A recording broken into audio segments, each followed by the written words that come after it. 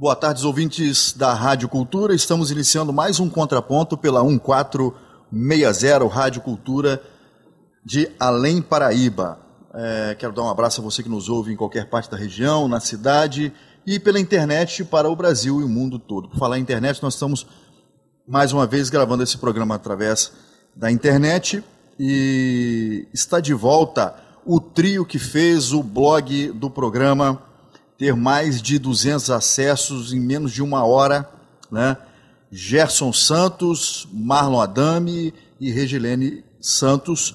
E nós temos também a participação do Luiz Cláudio Nogueira, que também é professor, mas o Cláudio vai participar com a gente pelo chat, né? Enviando algumas perguntas para os nossos convidados. Está aqui comigo também a dona Márcia Valéria, que daqui a pouquinho vai participar junto conosco aqui também fazendo perguntas. A Márcia também foi professora e vai poder colaborar com a gente também nessa questão. Da última vez que nós conversamos, nós tratamos a respeito de outros assuntos, vários assuntos, e a gente só arranhou mesmo esse assunto da doutrinação nas escolas, que já está aí em voga de novo. Foi criada a primeira comissão e audiência pública para ouvir e investigar se está acontecendo mesmo essa doutrinação ideológica e política nas escolas, né? O professor Marlon já debateu, inclusive, com o advogado que entrou com um projeto Escola Sem Partido, né? Então nós vamos poder hoje conversar com vocês a respeito disso, a respeito das manifestações do dia 15, né? 10 milhões de pessoas no país inteiro.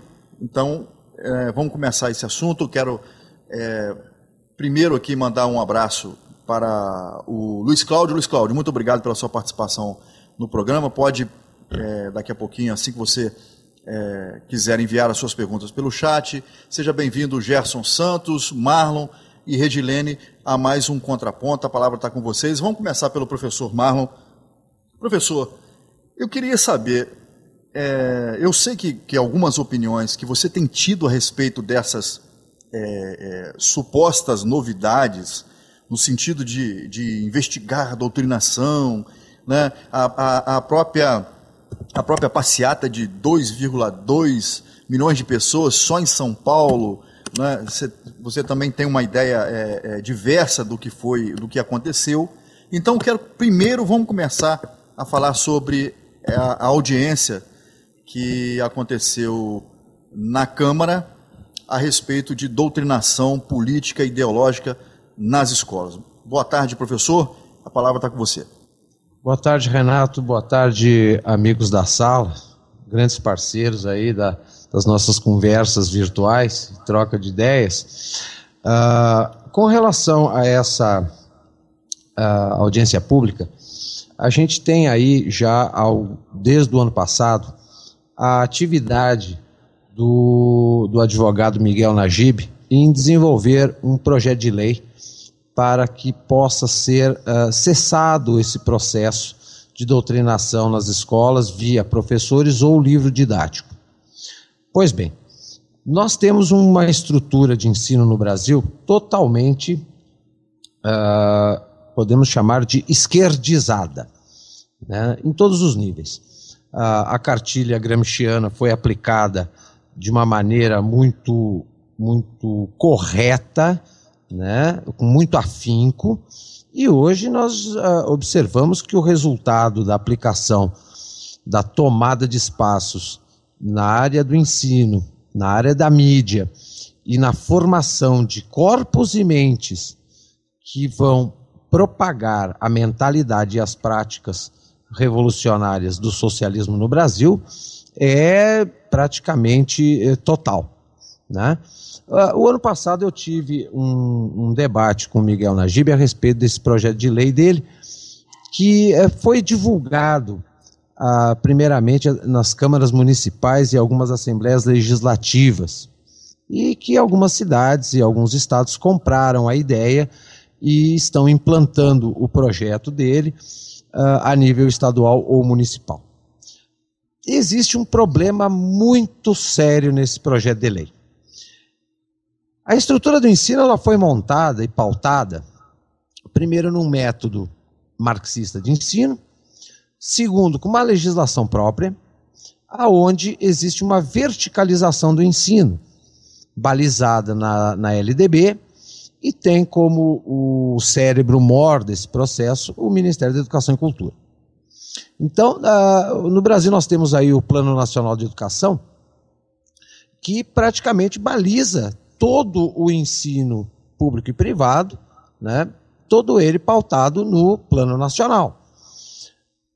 Essa lei, por exemplo, esse projeto de lei, ele detectou que existem agentes que estão doutrinando, que estão infiltrando a mentalidade e as propostas da esquerda dentro de sala de aula, nos livros didáticos, né? Mas que, na verdade, ele se torna ineficaz, primeiro porque ele está querendo investigar a doutrinação depois de 30 anos. Né? Segundo, porque com o ensino verticalizado, esse projeto de lei, mesmo ele sendo aceito a nível municipal e estadual, ninguém pode ferir o Plano Nacional. Então, já praticamente ele se torna nulo. Porque muitas das pautas desse projeto de lei ofende a LDB e o Plano Nacional.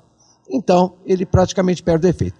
Terceiro, a classe, não é cisma minha, mas a classe pedagógica, infelizmente, é uma classe criada para ser agente político de esquerda dentro das escolas.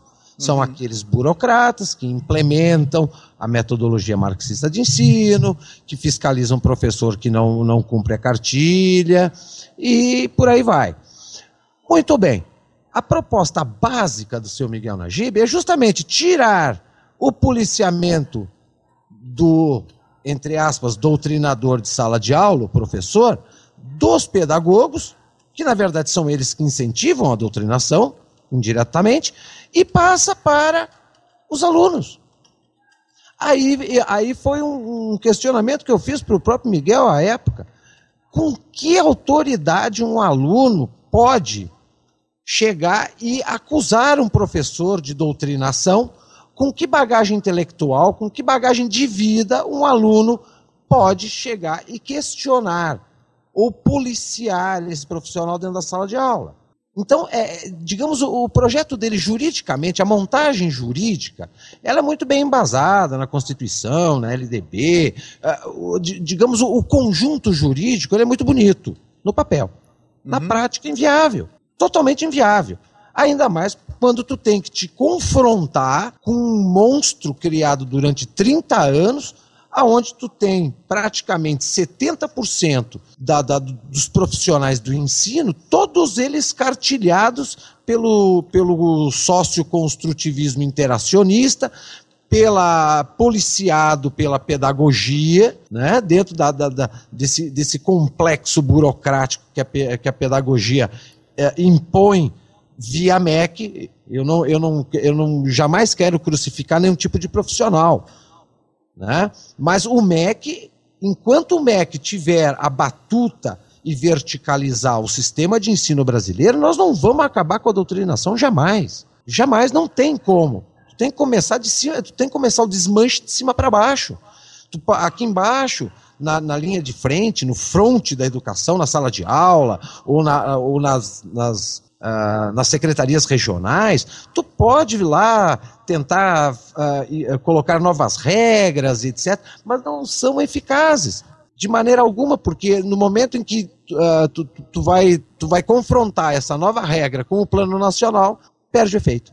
Tá? Os nossos livros didáticos, por exemplo, desde os anos 90, eles foram padronizados através da Fundação Nacional do Livro Didático. Tá? Então, lá nos anos 90, o professor ele perdeu a liberdade de escolher a bibliografia para trabalhar com seus alunos, porque houve uma padronização da bibliografia. Esses livros didáticos são todos eles formulados por quem? Agentes de esquerda. militantes de esquerda da ala da intelectualidade orgânica. Vide Mário Schmidt e tantos outros autores de livros didáticos. Tá? Eu cito Mário Schmidt porque é da minha área, um dos mais famosos e que até deu polêmica com uma coleção de livros dele, né? E que o Estado, para poder padronizar os livros, o que forçou as editoras a fazer? Imprimir os livros na China. Então o nosso parque editorial nacional, hoje, ele só praticamente pega o livro impresso na China, porque é bem mais barato, para poder vender para o Estado através de uma licitação, e que recentemente o próprio deputado Vicentinho aprovou uma lei proibindo a impressão de livros didáticos brasileiros na China, porque o parque gráfico brasileiro, né, ele está praticamente fechando gradativamente. Então nós temos uma formação de uma estrutura gigantesca, composta por legislação, metodologia, didáticas e uma estrutura prática que engessou e que deu todas as condições de aplicação da cartilha gramsciana, a ponto de hoje nós estarmos indo para uma quarta geração de cidadãos formados justamente dentro desse cartilhamento.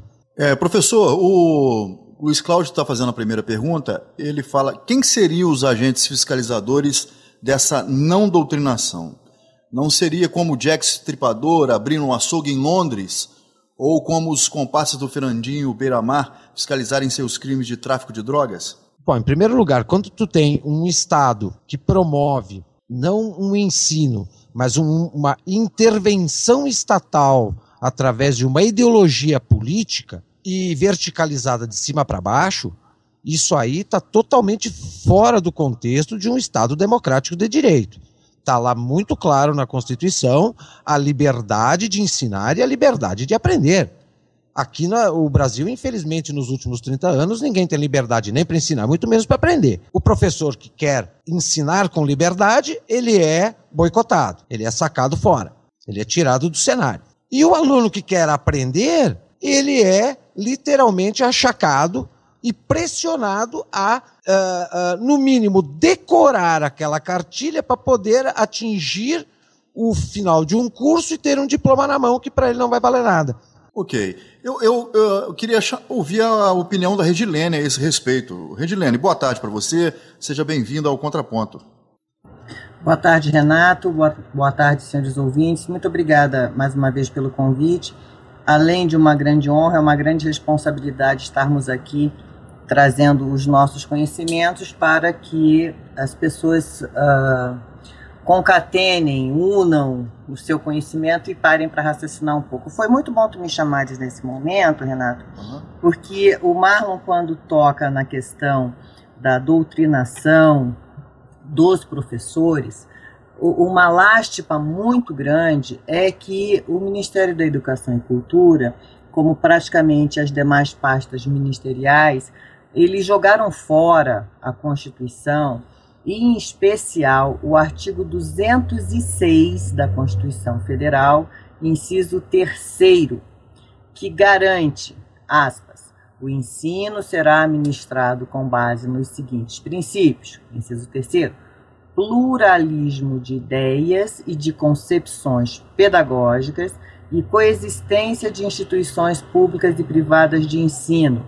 Mas antes disso, eu estava pulando o inciso 2, que é mais importante ainda, que é a garantia à liberdade de aprender, ensinar, pesquisar e divulgar o pensamento, a arte e o saber. O que é que nós temos visto hoje? As cartilhas, hoje mais acirradamente, mas isso não é um comportamento de agora, isso é um comportamento que vem há décadas. Eu lembro que na década de 70, e infelizmente ainda sobre a gestão do governo dos militares, uma alteração vertiginosa na área educacional que trouxe só prejuízos. Os senhores são jovens, o Gerson talvez mais da minha idade lembre disso, e o Marlon também. nós tínhamos curso de admissão, curso ginasial. Bom, mexeram nisso tudo porque não dá para ficar muito tempo nas escolas. Aí criaram a história dos níveis, depois criaram o primeiro e segundo grau, agora é ensino fundamental, ensino básico, enfim, uma balbúrdia só. Mas dentro desse processo bem vagaroso, né, de mexida na estrutura curricular do ensino, porque é preciso que as pessoas diferenciem educação com ensino. Por mais que a Constituição fale, a partir do artigo 205, da Constituição Federal, da educação, há que se interpretar este termo educação como a educação formal, né, o ensino. Né? Tem um professor que já eu vou encontrar o livro dele, um filósofo, né, que diz que professor não educa, professor ensina. Quem educa é a família, é o pai, é a mãe, é o padrinho, a madrinha, o tio, a tia com quem a criança cresça. A educação básica, aquela educação que dá a formatação moral, ela é feita pela família. Mas o que nós temos visto nas escolas de hoje, e de hoje mesmo, já há uns 10 anos, eu tenho uma sobrinha de 12 e uma outra de 8, e que estão aprendendo exatamente dentro desta filosofia marxista de emburrecimento.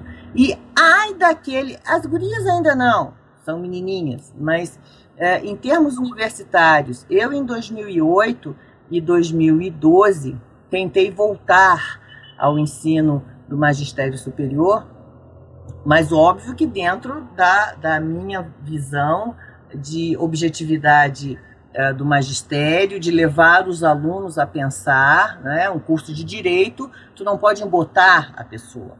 Então, levar os alunos a pensarem a partir dos princípios, dos institutos, e o que eu tive foi um tormento tão grande. Em 2008, eu fui parar em médico por conta do estresse, né, do nível dos alunos que já vieram com essa formatação marxista, que o planeta é um todo, que todas as nações são iguais, que todos os indivíduos são iguais e que nós temos que lutar pelo multiculturalismo, pelo respeito dos direitos de todos. Eu acho muito bonito esse argumento, lutar pelo direito de todos. Né? Aqui no Brasil, ceder uma parte do território nacional para os índios, vocês lembram muito bem desse caso. E agora não querem que os índios pratiquem a sua cultura. Né? Se nasce uma criança aleijada com deficiência, a cultura do índio é matar essa criança. Ai, não pode!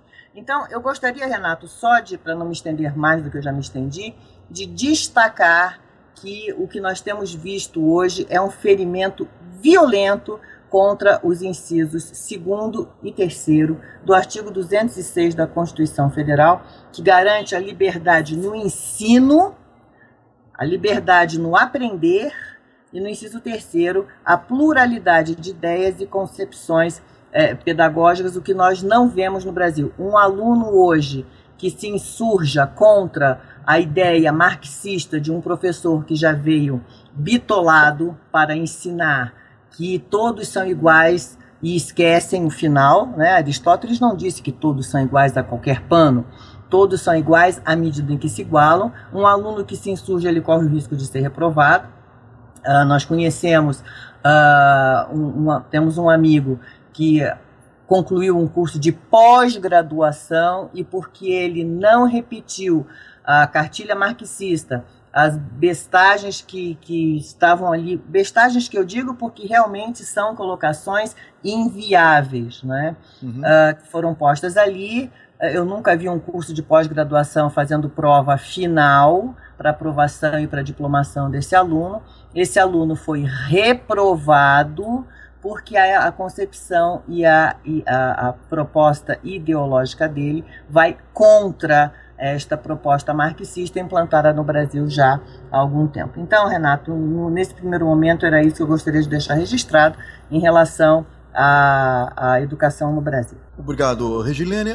Eu fico pensando, com essas políticas atabalhoadas, eles conseguem algum êxito, porque o governo começou a fazer uma campanha, vocês devem lembrar disso, convocando as pessoas a se tornarem professores, chamando a vocação dessas pessoas, inclusive com a promessa de um salário melhor.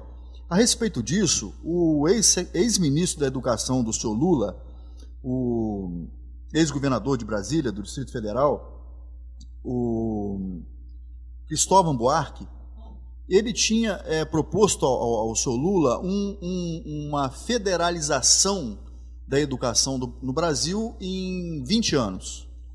E ele foi, por esse motivo, por insistir nesse motivo, foi despedido pelo telefone.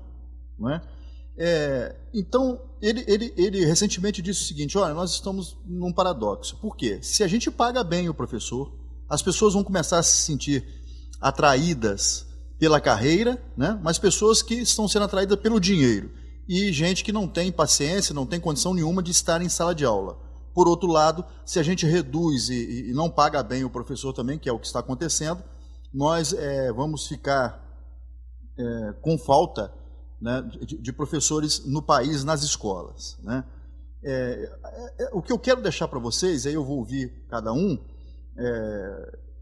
eu queria saber o seguinte: o professor hoje na sala de aula, a não ser que ele já tenha né, que seja o professor orgânico, como eu já ouvi a semana passada, se ele não tiver esse direcionamento já para o partido, ele vai lá fazer essas coisas, né, repetir também assim como papagaio, né, sem convicção nenhuma do que tá sendo proposto.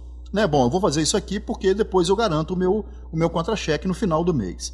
Eu queria passar a palavra para o Gerson vai comentar e a Márcia vai comentar essa colocação. É o salário? É o alinhamento? O que faz a pessoa ceder a esse apelo de doutrinação que eu espero, depois eu vou voltar com o Marlon, para deixar bem claro como se dá essa doutrinação no aluno, na sala de aula. Acho que é importante a gente falar, Marlon, dando aspectos claros desse tipo de doutrinação e direcionamento ideológico político, para que os pais também comecem a identificar. Ok? Então eu vou passar para o Gerson. Gerson, uma boa tarde a você. Gostaria que você comentasse os dois assuntos. Você está balizado para isso. E depois eu passo para a Márcia, que a Márcia quer comentar também. Boa tarde para você, Gerson. Boa tarde, Renato. Boa tarde, Luiz. Boa tarde, meu parceirão Marlon. Boa tarde, Regilene. Boa tarde aos ouvintes. Bom, depois do Marlon e a Regilene falar, fica meio difícil a gente completar mais alguma coisa, né? Eles tiram todos os argumentos, aí acabou. Aí não tem que falar mais nada, tem que bater palma. Mas deixa eu só completar uma coisa. Essa comissão que eles estão pseudamente falando que está sendo criada para analisar essa doutrinação nas escolas, é a mesma, ela é moldada da mesma forma do que a comissão que vai combater a corrupção, dirigida pelo nosso ministro José Eduardo Cardoso. Ela é exatamente igual. Tá? Não tem diferença alguma quem é que vai dirigir o que. Até porque eles nem sabem que existe doutrinação nas escolas. Eles nem sabem que existe marxismo ou comunismo ou cubanização nas escolas. Chega a ser um absurdo o descaramento e a disfarçatez que este pessoal tem quando eles se dirigem ao povo para justificar qualquer tipo de fiscalização que irão fazer. Como se o povo fosse uma cambada de débeis mentais e que não tem um pingo de visão daquilo que de fato está ocorrendo. Tem questões hoje que ocorrem no governo que se torna difícil até que se decline alguma opinião, porque ela chega a ser tão absurdamente ilógica que não existe como sequer contra-argumentar, porque não tem. É como se você estivesse falando a respeito de uma tese de um débil mental que foi implantada e aceita. Fica muito difícil. Mas, enfim, essas comissões que estão aí para combater ou para fiscalizar, é a mesma comissão que criou um bando de fiscalizadores, uma Gestapo da educação, para fiscalizar aquilo que foi implantado para o emburrecimento, como disse o Marlon. Isso tudo é um plano diabólico, que interessa somente a eles, para emburrecer toda uma população, destruir uma juventude e tomar o poder de uma forma mais fácil. Quanto à questão dos salários, veja, num país onde a dificuldade de competição é muito grande, a qualidade dos profissionais que estão saindo da faculdade é muito pequena, quando se oferece 1 centavo a mais de salário, todo mundo corre. A verdade depois não é essa. Esse salário não será pago aquilo que eles prometeram. Tá? Até porque, raramente, esse sistema de governo cumpre aquilo que promete. Mas eles prometem que é para encher as salas de aula desse exército de doutrinadores, de gramscistas, para poder destruir de vez a cabeça da juventude. Infelizmente, a minha opinião a respeito disso é exatamente essa, e concordo plenamente com o Marlon quando diz: isso é uma questão vertical, precisamos realmente destruir de cima para baixo toda essa estrutura, não existe uma outra forma, e Deus faça com que isto, em 1 ou 2 gerações, a gente consiga amenizar essa dificuldade que foi criada na cabeça da juventude e na cabeça da população. Certo. Gerson, você tem um trabalho com jovens de universidade, você viaja e está com esses jovens. Eu queria que você só comentasse, antes de eu passar para a Márcia, qual é a reação desses jovens, desses cidadãos, depois que eles acordam com o choque da verdade, quando o véu é retirado. Eu queria que você falasse um pouquinho, de forma bem resumida, qual é a reação dessas pessoas quando descobrem o doutrinamento, a enganação? Eu vou te dar um exemplo ocorrido hoje. Conversando hoje com uma universitária, e ela está agora já na fase final do curso de Direito na Universidade de Belo Horizonte, e eu conversando com ela me disse exatamente o seguinte: não é possível, chega ao ponto de não acreditar naquilo tudo. É tão certinho que os militares fizeram, que chega ao ponto de parecer até uma montagem para nos enganar. Estou entendendo. Ela falou assim, porque não tem cabimento, é muito fácil. Só que, de fato, ela tem razão. Porque não existiu nenhum tipo de artimanha voltada contra a população durante o período do regime militar. Foi aquilo e simples. Porque havia tortura. Depende o que se considera tortura, porque um sistema de governo, um contragolpe, onde em 21 anos morrem 400 e poucas pessoas, e 400 e poucos guerrilheiros, não se pode nem considerar qualquer coisa no sentido de ter sido violento. Ao contrário, eu acho que foram até bonzinho demais, e o reflexo se vê hoje. Certo. Eu dizia outro dia, num desses chats na internet, do debate, disse a mesma coisa ao Luiz Cláudio, que é impossível se fazer a guerra sozinho. Nós tivemos no Brasil, até antes de 64, né, as pessoas se enganam, antes de 64, a partir de 61, já tinha vários atos de terrorismo, né, de guerrilha em território nacional, o que culminou lá com a bomba no aeroporto de Guararapes, inclusive com crianças mortas, né? Então, o aeroporto de Guararapes, a bomba no consulado americano aqui em São Paulo, isso. Tantas outras que ocorreram por todo o país, que acabaram levando a AI-5 na década de 70. E o que obrigou o governo a levar o AI-5, porque aí a coisa já tinha passado do ato político para o ato terrorista, em uma dimensão já assustadora. Então daí veio o AI-5, que foi uma provocação da própria esquerda para justificar aquela alegação de que eles eram vítimas de um monstro cheio de dente que estavam querendo comer até a alma deles. Mas enfim, como eles são craques de chorar, e o tempo vai mostrar, quanto mais o tempo passa, eu tenho fé que mais a juventude vai observar essa choradeira deles, que nada mais é do que um engodo. Mas quando esse jovem hoje das universidades se depara com a realidade, é como se contasse para ele que o pai dele, na verdade, é o vizinho. Certo.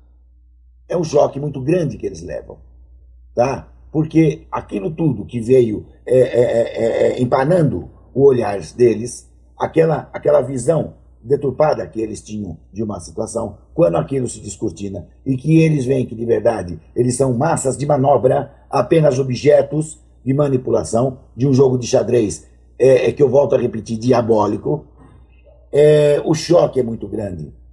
Tá? Então, o jovem, e eu tenho feito isso, e até é boa essa experiência, porque eu posso garantir uma coisa: aquele camarada que toma esse choque na universidade, ele se torna um soldado incansável contra essa bandalheira que está aí ocorrendo nas escolas em especial.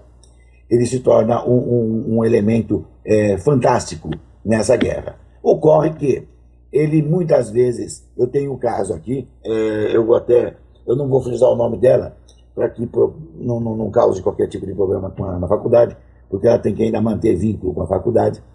Mas, dentre os alunos aqui da USP, eu tenho uma que está abandonando a pedagogia, porque ela não suporta mais a carga de Lenin, de Marx, dentro da sala de aula. Chega ao ponto, ela fala assim, eu não tenho mais mais ânimo de entrar numa sala de aula. Ela falou, não se ensina absolutamente nada, exceto de Marx e Lenin, Lenin e Marx. Ela falou, então ela mesma diz isso, chega ao ponto de ser insuportável tolerar o horário. Então ela está trancando a matrícula, ela está mantendo o mínimo possível de aulas para manter o vínculo com a faculdade, porque ela quer fazer um mestrado, e a partir dali, ela já disse, a hora que eu começar a fazer o mestrado, eu abandono a pedagogia, porque eu não tenho mais como fazer. Então ela mesmo diz, eu já tenho um curso feito, eu já tenho uma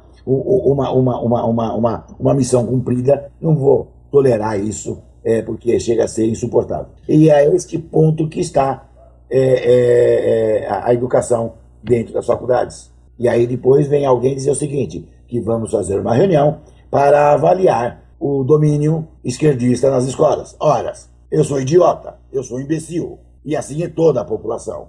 Assim é toda uma população que está de joelhos, a meia dúzia de megalomaníacos, descaradamente mentem, colocam hoje o aluno indagando o professor, como colocam hoje o absurdo de réus indagando o juiz. Então nós estamos de cabeça para baixo.